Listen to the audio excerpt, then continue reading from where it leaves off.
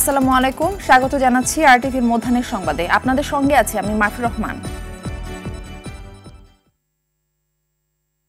ঘূর্ণিঝড় রেমালের আঘাতে লণ্ডভণ্ড হয়ে গেছে দেশের উপকূলীয় অঞ্চল। ঝড়ের তাণ্ডবে বরিশালে ৩, ভোলায় ২ এবং খুলনা, সাতক্ষীরা, কুয়াকাটা ও চট্টগ্রামে ১ করে মোট ১০ জনের মৃত্যু হয়েছে।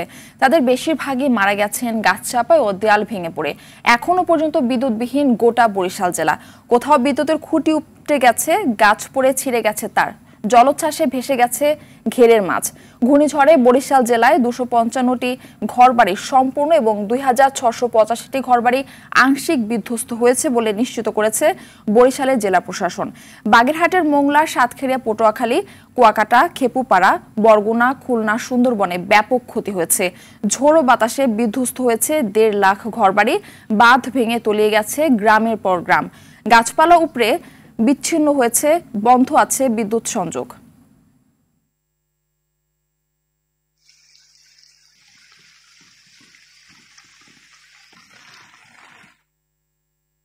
বরিশাল থেকে সরাসরি যোগ দিচ্ছেন সহকর্মী আরিফুল ইসলাম। আরিফ নিশ্চয়ই শুনতে পাচ্ছেন। আরিফ, বরিশালে ঘূর্ণিঝড়ে ক্ষয়ক্ষতি কেমন দেখছেন এবং বিদ্যুৎ পরিস্থিতি স্বাভাবিক রয়েছে কিনা বিস্তারিত জানাবেন। জি মারফি, ধন্যবাদ আপনাকে। আসলে বরিশালে কিন্তু গোটা বরিশালে এখন বিদ্যুৎ নেই। গত ৩৭ থেকে ৩৮ ঘন্টা যাবৎ বরিশাল অন্ধকার। আর তথ্য একটু জানিয়ে রাখি যে গতকাল রাত অবধি পর্যন্ত, গভীর রাত অবধি পর্যন্ত কিন্তু বরিশালে কোনো স্থানই বাকি ছিল না। প্রত্যেকটি জায়গায় প্রায় হাঁটু থেকে কোমর সমান পানি ছিল, নিম্ন এলাকা বাদে। তো এছাড়া যে বরিশাল মূল শহরেও কিন্তু প্রচুর পরিমাণে পানি ছিল। আজকে বেলা বাড়ার সাথে সাথে সেখানে পানি কিছুটা কমেছে, তবে নিম্ন অঞ্চল যেখানে আছে সেখানে কিন্তু এখনো পানি আছে। বিদ্যুৎ বরিশালে একদমই নেই। তার অন্যতম কারণ হচ্ছে যে গাছপালা ভেঙে তার উপরে পড়ে গিয়েছে এবং ম্যাক্সিমাম জায়গায় হচ্ছে যে খুঁটি উপড়ে পড়েছে। এই কারণে কিন্তু বিদ্যুৎগুলো নেই। বিশেষ করে বরিশাল জেলা প্রশাসক কার্যালয় পর্যন্ত বিদ্যুৎ বিচ্ছিন্ন। আর তথ্য একটু জানিয়ে রাখি, আমরা সকালে যে তথ্যটি পেয়েছি, বরিশাল জেলা প্রশাসক জানিয়েছেন যে এখন পর্যন্ত ২৫৫টি ঘর বাড়ি একদমই বিধ্বস্ত হয়েছে। এছাড়াও ২৬৫০-এর মতো ঘর বাড়ি আংশিক বিধ্বস্ত হয়েছে, সেখানে ক্ষয়ক্ষতি হয়েছে। এ ব্যাপারে বরিশাল জেলা প্রশাসন থেকে শুরু করে যারা সংশ্লিষ্ট কর্মকর্তা রয়েছেন তারা আর্থিক সহায়তা এবং সার্বিকভাবে খাবারের ব্যবস্থা করে যাচ্ছেন। আর যেটি একটু বলতে চাই সেটি হচ্ছে যে বরিশালের যেহেতু নদীমাতৃক শহর, অন্যান্য যে উপজেলাগুলো রয়েছে, যেই উপজেলাগুলো সাধারণত নদী বেষ্টিত, মেহেন্দিগঞ্জ, হিজলা, বাকেরগঞ্জ অবস্থা খুবই দুর্বিষহ অবস্থা সেখানে মূলত। আর বরিশাল এখন পর্যন্ত যা আছে ভালো, তবে এখন যেখানটা আমি দাঁড়িয়ে আছি বরিশাল নৌপল্টনে, এখন পর্যন্ত এখান থেকে কিন্তু কোনো নৌ চলাচল করছে না।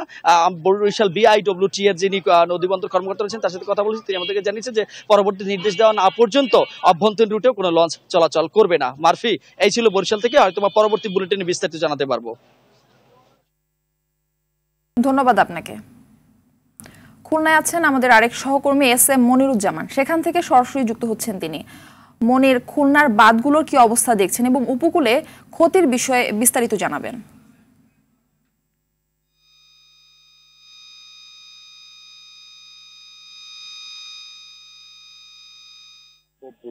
সহ বিভিন্ন উপজেলায় কিন্তু ব্যাপক ক্ষয়ক্ষতি হয়েছে। বিশেষ করে অতিরিক্ত জলোচ্ছ্বাসের ফলে কিন্তু বেড়িবাঁধগুলো ভেঙে হাজার হাজার হেক্টর জমির ঘের তলিয়ে গেছে বলে আমি জানতে পেরেছি। সেই সঙ্গে কিন্তু হাজার গাছ ভেসে গেছে ফসলি জমি এবং মাছের জন্য বিখ্যাত, বিশেষ করে চিংড়ি মাছ। আর এই ঘেরগুলো তলিয়ে গেছে। তলিয়ে যাওয়ার ফলে কিন্তু অনেকটা ক্ষতিতে পড়েছেন সাধারণ ঘের চাষিরা। আপনাকে জানিয়ে রাখি, খুলনায় মোট এই ঘূর্ণিঝড় রেমালে ৫৫টি পয়েন্ট থেকে বেড়িবাঁধ ভেঙে গ্রামে পানি প্রবেশ করেছে, যার ফলে কিন্তু গ্রামে এখন লবণাক্ত পানি প্রবেশ করেছে। সব মিলিয়ে কিন্তু খুলনায় এখন পর্যন্ত যেটা জানতে পেরেছি, খুলনা জেলা কর্মকর্তার কাছ থেকে ৮২,২34টি ঘর বাড়ি বিধ্বস্ত হয়েছে। আর উপকূলের এই সকল উপজেলায় দ্রুত সাহায্য করার জন্য কিন্তু ইতিমধ্যে ৬৮ টন চাউল নগদ ১২,৫০,০০০ টাকা প্রদান করা হয়েছে এবং জেলা প্রশাসনের পক্ষ থেকে কিন্তু প্রতিটা ইউনিয়নে খোঁজ নেওয়া হচ্ছে যে কোন ইউনিয়নে কেমন ক্ষয়ক্ষতি হয়েছে। সব মিলিয়ে কিন্তু খুলনায় এই ঘূর্ণিঝড় রেমালে কিন্তু ব্যাপক ক্ষয়ক্ষতি হয়েছে বলে জানিয়েছেন প্রশাসন।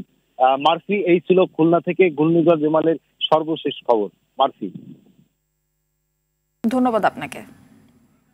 ঘূর্ণিঝড়ে ক্ষয়ক্ষতির বিষয়ে জানাতে পটুয়াখালীর কুয়াকাটা থেকে সরাসরি যোগ দিচ্ছেন সহকর্মী কাজী সাইদ। সাইদ, ঘূর্ণিঝড়ের পর বিদ্যুৎ পরিস্থিতি স্বাভাবিক হয়েছে কিনা, এছাড়া উপকূলে ক্ষয়ক্ষতির বিষয়ে বিস্তারিত জানাবেন।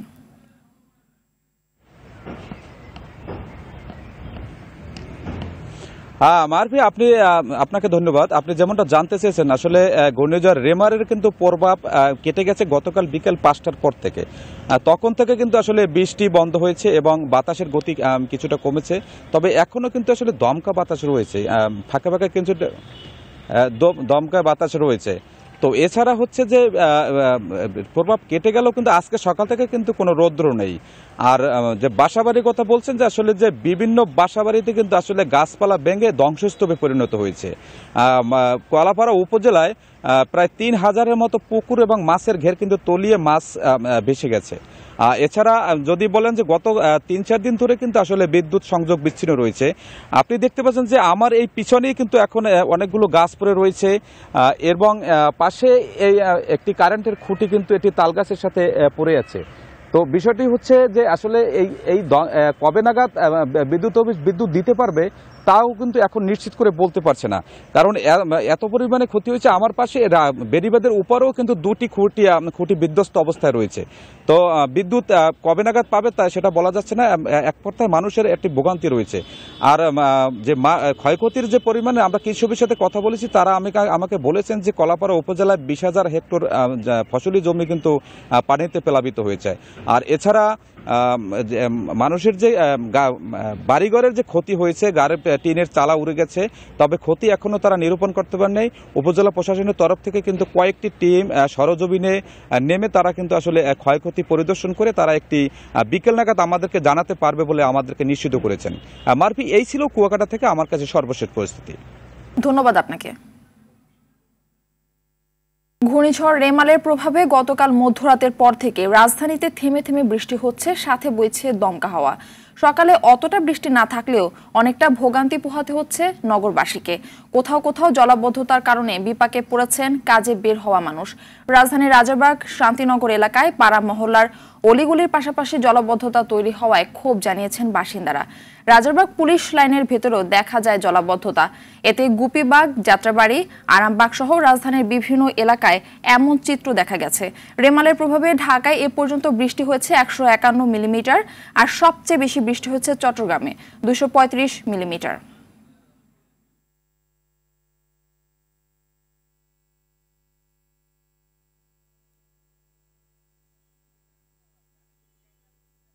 দেশের রাস্তাঘাটের অবস্থা, অর্থনৈতিক অবস্থা সেম অবস্থা, বাচ্চা কাচ্চা সবাই গৃহবন্দী। আমাদের অবস্থা খুবই শোচনীয় অবস্থা ভাই, পুরো হাঁটু সমান পানি। একটা মেয়ে মানুষ হয়ে আমার তো বুঝতেই পারতেছেন চলাচলটা করাটা কতটা কষ্টকর হয়ে গেছে। সিটি কর্পোরেশন দুপাশেই এত বড় ড্রেন ব্যবস্থা করছেন, কিন্তু আমরা ড্রেনগুলো ভরাট করে ফেলছি, ময়লা আবর্জনা ফেলে। আমাদের সচেতনতার অভাবের কারণে মূলত এই সমস্যাটা। এটাতে যদি ব্যবস্থা নিত যে পানিটা তাৎক্ষণিক যেন চলে যায়, তাহলে মনে করেন এই ভোগান্তিটা হইতো না। বৃষ্টি তো হইতেই পারে। দর্শক, রাজধানীর আরামবাগ এলাকা থেকে সরাসরি যোগ দিচ্ছেন সহকর্মী AR বাদল। বাদল, জলাবদ্ধতার কারণে সাধারণ মানুষ ঠিক কতটা ভোগান্তি পোহাচ্ছে, আর এটি নিরসনে কারো কোনো উদ্যোগ চোখে পড়ছে কিনা জানাবেন। মারফি, এই এলাকার যারা বাসিন্দা তাদের চরম ভোগান্তি রয়েছে এবং এই এলাকা দিয়ে যারা যাতায়াত করছেন তাদেরকেও চরম ভোগান্তি পোহাতে হচ্ছে। আরামবাগের এই এলাকাটিতে মতিঝিল, এই ব্যাংক, যে বাংলাদেশ ব্যাংক উচ্চ বিদ্যালয় সহ বিভিন্ন এলাকায় পানি ঢুকে পড়েছে এবং চরম ভোগান্তি পোহাতে হচ্ছে এখানকার মানুষজনকে। আপনি দেখছেন যে আমি যে জায়গাটিতে দাঁড়িয়ে রয়েছি, এখানে প্রায় হাঁটু পানি। এটি সকাল 8টার পরে আসলে আমরা রাজধানীতে কোথাও বৃষ্টিপাত দেখিনি, অর্থাৎ 7:30টার আগেই খুব মৃদু বৃষ্টি ছিল এবং সেটি শেষ হয়ে গেছে।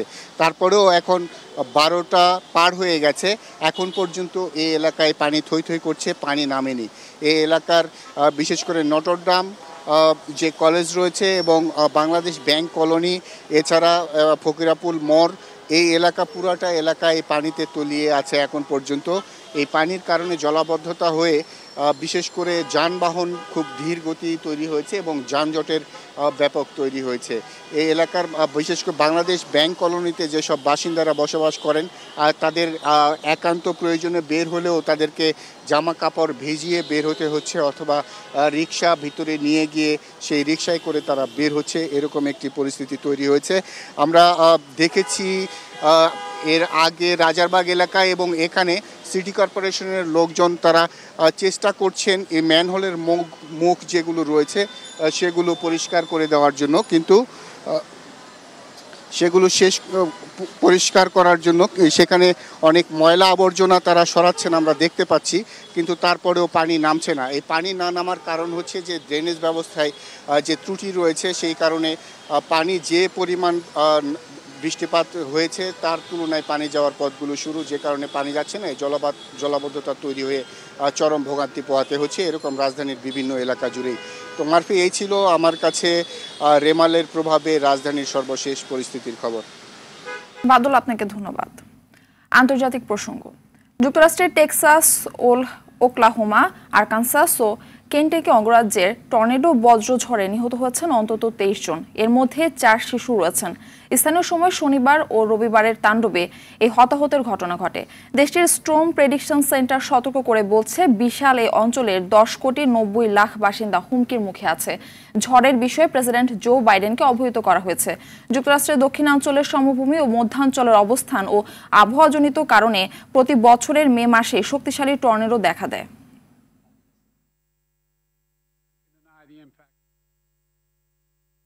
ফিলিস্তিনের অবরুদ্ধ গাজা উপত্যকায় ইসরায়েলি বর্বরতায় নিহত হয়েছেন আরও 33 ফিলিস্তিনি। এতে করে উপত্যকায় নিহতের সংখ্যা ছাড়ালো 36,000। ইসরায়েলের এই হামলায় নিহতের বেশিরভাগই নারী ও শিশু। এছাড়া গেল বছরের অক্টোবর থেকে চলা এই হামলায় আহত হয়েছেন আরও 81,000-এর বেশি ফিলিস্তিনি। সোমবার গাজার স্বাস্থ্য মন্ত্রণালয়ের বরাতে বার্তা সংস্থা আনাদোলু এই তথ্য নিশ্চিত করেছেন। এদিকে রাফার শরণার্থীদের তাঁবুতে চালানো ইসরায়েলি হত্যাযজ্ঞের ঘটনায় নিন্দার ঝড় উঠেছে। আন্তর্জাতিক বিচার আদালতের আদেশ মেনে অবিলম্বে রাফায় অভিযান বন্ধে ইসরায়েলের প্রতি আহ্বান জানিয়েছেন বৈশ্বিক সম্প্রদায়।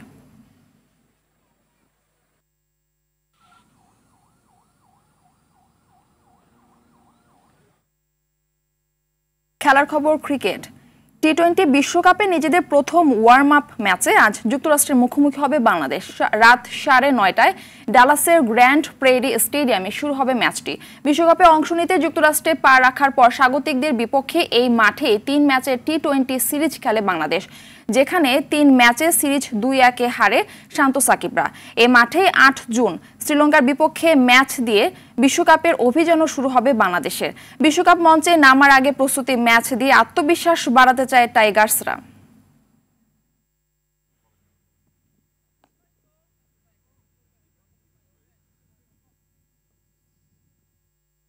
মধ্যাহ্নের সংবাদ এ পর্যন্তই। সবশেষ সংবাদ জানতে যে কোনো মোবাইল ফোন থেকে 2414 নম্বরে ডায়াল করুন। দুপুরের সংবাদ 2:45 দেখার আমন্ত্রণ রইল। ধন্যবাদ সবাইকে।